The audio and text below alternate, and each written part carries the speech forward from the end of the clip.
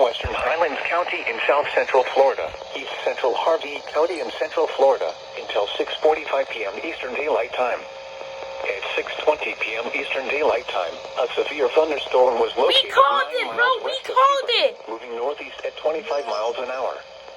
Hazard, 60 miles an hour wind gusts and half-dollar size hail.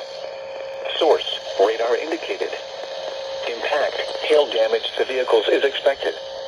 Expect wind damage to roofs, siding, and trees. Locations impacted include Sebring, Avon Park, Cruiseville, Sebring Shores, and Avon Park Executive Airport. Prepare immediately for large hail. I literally jinxed it. To shelter inside a strong building. Stay away from windows. Repeating, a severe thunderstorm warning has been issued until 6:45 p.m. Eastern Daylight Time for the following counties in Florida, Hardy, and Highlands.